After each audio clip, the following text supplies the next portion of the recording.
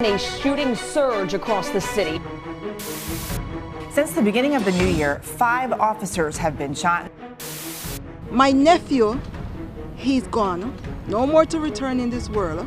A total of 10 people were shot, at least 29 hurt. I'm not surrendering our city to the violence that we're seeing. He's a former police captain who joined the force after a police beating. Sometimes in order to get trauma out of you, you have to go in and face it. Now, Mayor Eric Adams is in charge of tackling one of the largest gun violence problems They're willing to be on the street in the nation. It is my obligation to ensure New Yorkers are safe. As the business of policing itself This was an attack on the city of New York. comes under the gun. It is our duty to fight for our freedom! Law enforcement has to be completely reimagined. I'm going to make sure my cops get it right. I'm Tara Rosenblum in Lower Manhattan, where Mayor Eric Adams recently hosted us for a City Hall sit-down right before the Brooklyn subway shooting rampage. Get elected without News 12. The mayor answering questions for the first time about the scourge of gun violence gripping this city. Pleasure is mine. Let's dive in. During your first month in office, here's a quick scan of the headlines. An 11-month-old baby was struck by a stray bullet. A teenage girl killed working at a local Burger King. Officers shot. We checked the data. Gun violence is up nearly 20% from this time last year. Why? A number of things, and you're right, and you read those headlines, and other New Yorkers read them. I went to visit the families. I was in the hospital when the officers were shot. I went to see the mother of a young lady that was shot in Burger King, and I stood next to the mother in the hospital of an 11-month-old baby that was shot in the head. In a coat, colored pink, but stained with red blood from his child. It was crucial to me to see the urgency of the moment. And there are so many things that are feeding this sea of violence. I like to say there are many rivers that are feeding the sea of violence. We have to dam each one. Some of it is the overproliferation of guns in our community. I was in Chicago. They removed 12,000 guns off the street, and it is not making a dent. The same thing here in New York. So we have federal issues that must address it. We have state issues that I talk about, what we're doing with young people who are carrying guns and being treated in family court instead of treated in juvenile criminal court. We also have too many dangerous people are being released from jails. And so when you put all of those rivers together, you're seeing a sea of violence that we're witnessing. There's also a chunk of voters in New York City who say that the Democrats have been too soft on crime. Have they been? Well, I don't think anyone will ever state that I am soft on crime. What I am clear on, it is about the duality of approaching this problem. Public safety and justice, they are the prerequisite to prosperity. We could have the safety we need with the justice we deserve, and that is the approach we must take. What you find that far too often, I find many of my colleagues would rather talk about only the justice part. We have to talk about the safety part as well. Gunfire erupted, both of those officers shot. Just now coming into the newsroom. Shots ringing out tonight. The woman is now dead after that double shooting in the neighborhood. Shootings across the city are up more than 10% since last year. The senseless, continuous cycle of gun violence in our communities is unacceptable. Regardless of who's to blame, there is little doubt that with every new headline, pressure continues to mount for you and your administration to make these streets safer. And within the same breath, you're also being asked to confront police reform at a time of racial reckoning. How do you do both at the same time and get it done right and get it done quickly, because no one wants to head into a violent summer? You know, that is such a perfect question, and that's the uniqueness of my role as the mayor of the city of New York. As a longtime advocate on police reform, knowing the things we can do to make New Yorkers safe without being abusive, that's what was needed at this time. But I'm clear, no matter what happens on the state level or the federal level, it is my obligation to ensure New Yorkers are safe. I'm going to make sure my cops get it right, but at the same time, I'm not surrendering our city to the violence that we're seeing. We had 29 people shot the last few days. That is unacceptable. From within. Eric Adams' views on policing and gun violence were the centerpiece of his mayoral campaign. New Yorkers need to feel safe and secure, that our kids can play without getting hit by a stray bullet. The outspoken Democrat addressing the issue from a unique perspective as a former police officer whose own career in law enforcement was fueled by a brutal police assault. I became a police officer to bridge the gap between us and to take on systemic racism from within.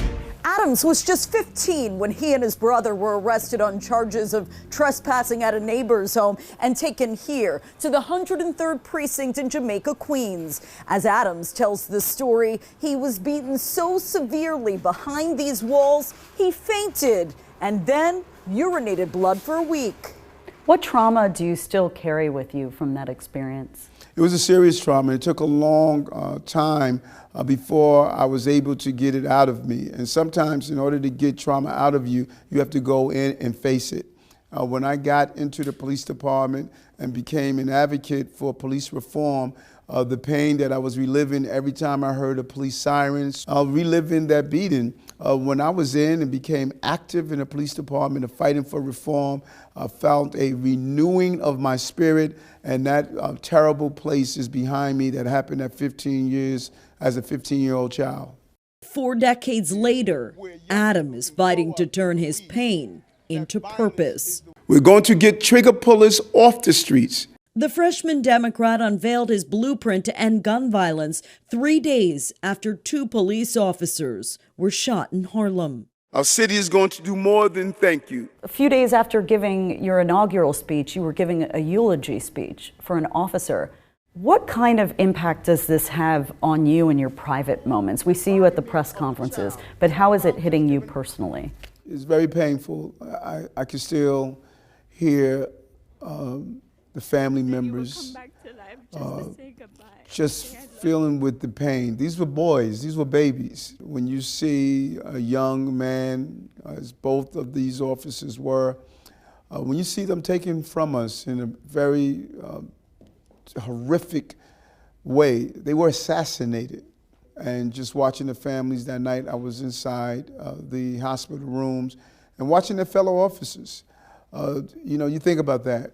And every day that I'm on this journey, I realize that I have to do everything in my power not to allow that to happen again. And I understand the pain. You know, I carry around a picture of Robert Venable, my close friend that was shot several years ago during my early days of policing. And I always have Robert's picture. The pain never dissipates. You know, every birthday, every holiday, every time you think about it, you know, every time they hear a siren, see a police car, they think about their loved ones. And all I can do is commit myself to prevent it, either eradicate or alleviate the level of violence that we're witnessing in our city. Adams' multi-pronged plan involves every agency in the city utilizing new technology to identify people carrying guns and floods the streets and subways with more officers. We will have boots on the ground on every block in the But city. will it work? And if so, when? I have it right here in my hands. And I think what people want to know above all else is, when is this document going to lead to results? When do you anticipate that the gun violence rate will start to fall in New York City? Well, we wanted to fall immediately, but as we stated over and over again, some of the rivers that we must dam that are mentioned in my blueprint, I'm not in control of. I'm not in control of the laws in Albany. I'm not in control of the funding for ATF and the coordination with our federal government. Those things that are within my control, such as putting money in our foster care system, they are going to be carried out immediately, and you're going to see results from that. But we can get a faster result if we get those items that we pointed out on our state and federal level. But regardless of their participation, we're going to move forward with our plan. Mayor Adams' plan is not without controversy. The former NYPD captain recently reinstated a newly revamped undercover anti-crime unit that was disbanded after George Floyd's murder. Amid complaints, it led to racial profiling and resulted in millions of dollars in lawsuit settlements. How are you ensuring that your officers avoid those abuses and those mistakes of the past? The first thing we must do is ensure the narrative is right. There has never been an anti-gun unit like the one I turned out. There was an anti-crime unit, there was a street crime unit, there were different versions of plainclothes officers carrying out a job. We heard the criticism from New Yorkers. Police officers jumping out to cars without identifying themselves, not having body cameras, not having the right training. We heard all of those criticisms, and we put in place an anti-gun unit. A modification of uniforms so they could be easily identified, special training. Many officers wanted to be in the unit. We told them, you don't fit the profile that we want. Having a sergeant there, using body cameras, continuous training. But how do you rectify all the controversy with your own, on a personal level, with your own background as a young man who was beaten unconscious by a white police officer in custody? How does that work? How do those two things factor for you? You turn pain into purpose. Mother used to say, if you find yourself in a dark place, you make the determination if it's a burial or a planting. This is the fruits of the harvest of that dark place I was in, and determine it was a planting. Now I could take the experience of police abuse and the experience of protecting New Yorkers and produce the product that we deserve of, number one, having support for our police, but sending the right message. If you abuse the nobility of public safety, you cannot serve in our police department. The finest must be the finest. Still to come, Mayor Adams on the cash bail controversy. This is not an attack on reforming public safety, it's getting it right. And the morale crisis impacting his former brothers and sisters in blue. That and more when our City Hall sit-down continues next. He is New York City's newest mayor, just sworn in January. So help me God. During what was supposed to be a celebratory chapter in a long career of public service. Instead, triage, tragedy. I'm asking for justice. Triggers pulled. Eric Adams entered office to a tidal wave of gun violence. At least 29 people injured, 10 shot. And quickly vowed to fight back. We will start by putting more officers on patrol. Now the fate of Mayor Eric Adams' ambitious plans rests in the hands of two people, the governor of New York. This has an effect on people's psyche. And the President of the United States. Let's get this done. What do you do if you don't get the help? This is Under the Gun. Welcome back. I'm Tara Rosenblum with more in our exclusive City Hall sit-down with New York City Mayor Eric Adams. During our conversation and just days before the Brooklyn subway shootings, the mayor admitted to me that his Get Tough plan to end spiking gun violence can't work without state and federal cooperation. So much of the success of this plan hinges on your relationship with the governor and the president. You recently had a private audience with President Biden on this very issue. Are you getting what you need from the federal government to do this right? We can get more. I think it's imperative to pass the Build Back Better bill. That's what he's fighting for. I think it's imperative to properly fund the ATF. They help us find the person who was shooting homeless people in Washington, D.C. and New York, so it shows how important it is. What do you do if you don't get the help? Doing exactly what we're doing now. I didn't wait for the help from Washington, D.C. To put in place our anti-gun unit. Our anti-gun unit was on the street for 6 days, and they removed 10 guns. That's more than a little over a gun a day. And they made over 30 arrests. It shows that there are things we can do here if we do precision policing. You know, people find it hard to believe. There's just a small number of people who are committing a large number of crimes. We need to zero in on them.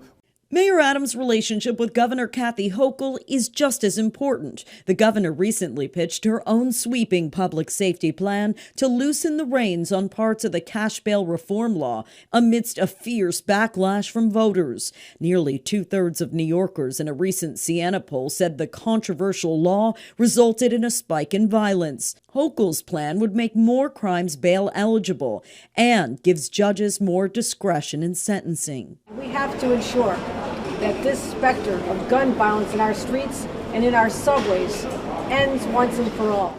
Does her proposed reform go far enough? I think she's doing it right. She's making sure the end of the day is not what you say, is what you produce. Do you like what you've heard so far about the plan? Yes, I do.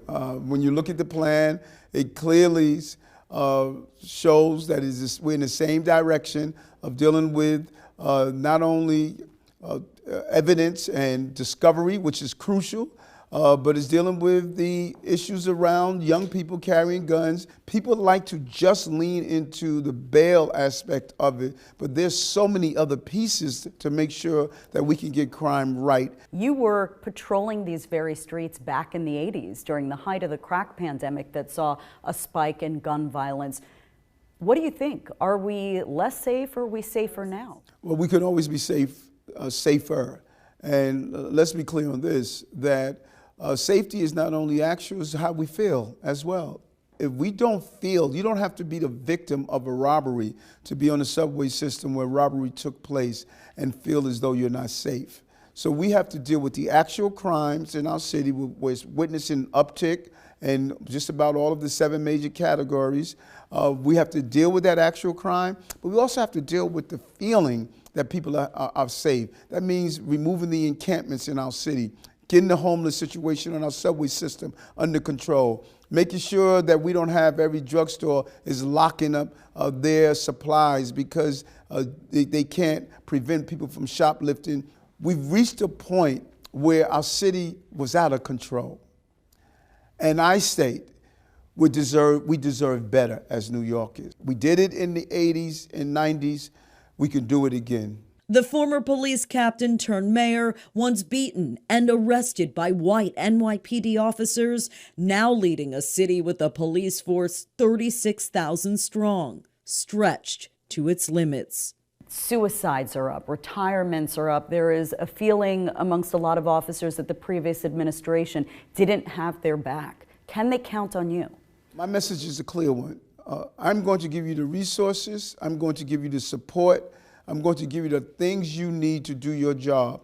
But that covenant comes with you not abusing your authority. And I'm clear with my officers and the officers of this city. You will get our support. But with that support, you will not abuse that shield. And what does that look like? We've been sending the mixed message and the wrong message to police officers. We say it's unlawful to trespass and jump the turnstile, yet when they make an arrest, we don't prosecute. We tell them it's wrong to go into a store and steal things off the shelves and have our drugstores closed down so low-wage employees can't keep a job. Yet when they make an arrest, we let the person go and say we're criminalizing poverty. We can't send the wrong message, and I'm not. My message is clear. You don't break laws in our city. That is the message that we're going to be clear on. And if I'm asking my officers to be on the front line and do their job, then I'm going to support them when they do their job. Your other top priority is the post-pandemic economic recovery. Can you have a full economic recovery without tackling gun violence first? No, you can't, in my belief. You could have it simultaneously. We have to do that. The prerequisite to prosperity, as I say, is public safety and justice. Public safety and justice, that's the foundation of getting people back into their office spaces. And so I am asking New Yorkers to trust me. We're going to get the safety under control. In the meantime, I need people back in their office spaces. We have to get the city up and operating. Still to come. Mr. Mayor, do you have any national aspirations? What's next for one of the most talked about mayors in America? Under the gun. We'll be right back. Now, the conclusion of our revealing conversation with New York City Mayor Eric Adams. Gun violence is the crisis that will likely come to define his time here at City Hall and the world is watching. You are aware, by tackling gun violence in America's largest city, your policies are going to be closely scrutinized from coast to coast, and any significant successes will catapult you on a national stage. I know your chief of staff has mentioned you in the light of JFK and even made comparisons to Barack Obama. Mr. Mayor, do you have any national aspirations? Why would I? You can run the country from New York. This is, the way goes New York goes America. The way goes America goes the globe. This is New York City.